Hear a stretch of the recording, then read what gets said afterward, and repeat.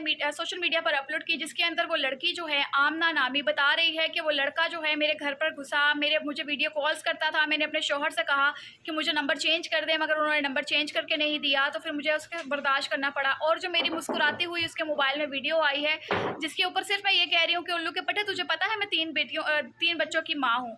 खैर, इस वक्त हम लोग जो है राना रईस के घर पर हैं और उनके भाई मेरे साथ मौजूद हैं। वो वीडियो मैंने बनाई और उस वीडियो पे एक साइड का मौक़िफ़ था, और यहाँ पर मैं इनसे कुछ सवालात करना चाहूँगी जो कि हर किसी के सवाल हैं। और यहाँ पर मैं ये सवाल करना चाहूँगी कि क्या हर मर्तबा मर्द ही गलत होता है? क्या उस गैरतमंद शौहर को ये नहीं चाहिए था कि बीवी को भी कत्ल करता?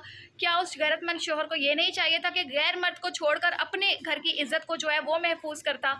तो ये इनसे बात करते हैं। अस्सलाम वालेकुम। वालेकुम सलाम। अच्छा सर, पहले तो मैं पूछना चाहूँगी कि वो जो आमना नामी औरत है, उसका पहले आप लोगों को पता था कुछ?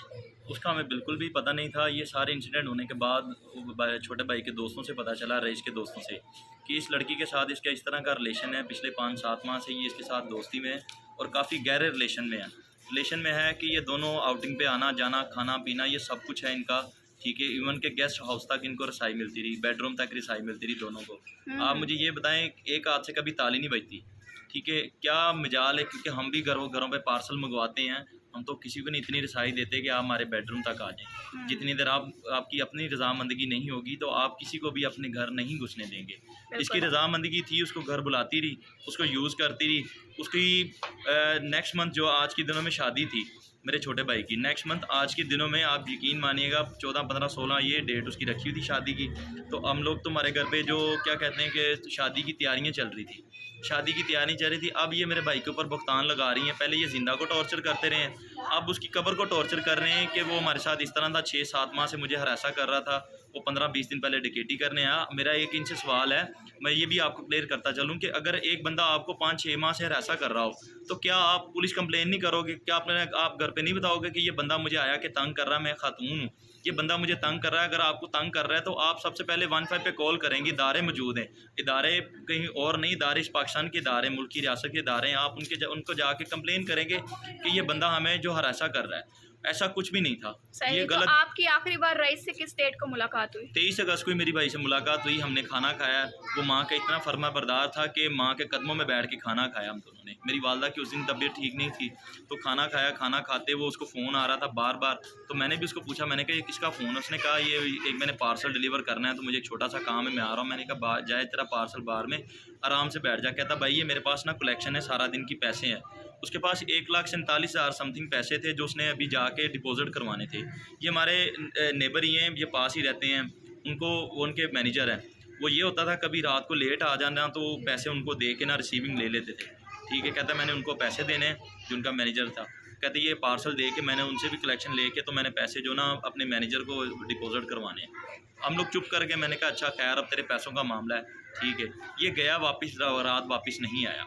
जो इनके साथ गए उन्होंने वहाँ पे इसको ड्रॉप किया, उन्होंने सारी हकीकत बताई जैसे मैंने आपको पहले बताई। ये बिल्कुल इस बात में 100% सदाकत है। ये लोग झूठ बोलते हैं कि 15-20 दिन पहले ये इंसिडेंट होने से 15-20 दिन पहले हमारे घर आया, डिकेटी करके गया। कभी अपने एक इंटरव्यू में वो खातून कहती है कि मेरे यहाँ पे पेट पे ब्लेड रखा इसने। फिर अपने एक इंटरव्यू में वो खातून कहती है कि मेरे यहाँ पे गर्दन पे ब्लेड रखा। एक इंटरव्यू में बता रही है कि मेरे इधर ब्लेड रखा। ये बिल्कुल झूठ बोलती है, ठीक है। इसकी बात में बिल्कुल ताकत नहीं है, ठीक है। कहती मुझे अपने ना बेडरूम में लेके चलो, सेफ साइड लेके चलो। अब सेफ साइड कौन सी है? घर पे और अफराद नहीं थे जिसको अब कहती मैंने अपने बेडरूम में ले गई। बेडरूम में लेके गई हूँ। बेडरूम ले जाने के बाद वो मुझे मेरे घर से उसने डिकेटी की, 5 लाख कैश ले गया, हमारा एक सोने का सेट ले गया। आप मुझे ये बताएं, आपके घर में 10-15 लाख रुपए की डिकेटी हो जाए, क्या आप पुलिस कंप्लेन नहीं करोगे? आप घर में किसी और अफराद को नहीं बताओगे? कहती मुझे यहाँ पे उसने ब्लेड रखा, मुझे कहता मुझे सेफ साइड लेके चलो। मैं उसको सेफ साइड लेके जा रही हूँ, तो मैंने अब मेरी 8 साल बच्ची, मैंने उसको ऐसे आंखों से इशारा किया कि दादा को बुलाओ। क्या 8 साल बच्ची को इतनी सेंस है कि वो माँ का एक इशारा समझ रही कि अपने दादा को बुलाओ? या दादा इतने जूंजे बहरे थे, अंधे थे, उनको डबल बैटरी थी लगी हुई थी कि जो घर पे ऐसे बंदा घुसा है उनको पता ना चले वो कि चीखें पुकारे ना इसने दी हो? ये बिल्कुल झूठ है, ऐसा कुछ। जैसे हकाइक मैंने आपको पहले भी बता चुका हूँ कि इसके में थी, उसे 5-7 दिन पहले उसने इसको अपने घर बुलाया है। ये सारा वाकया वहाँ पे हुआ है।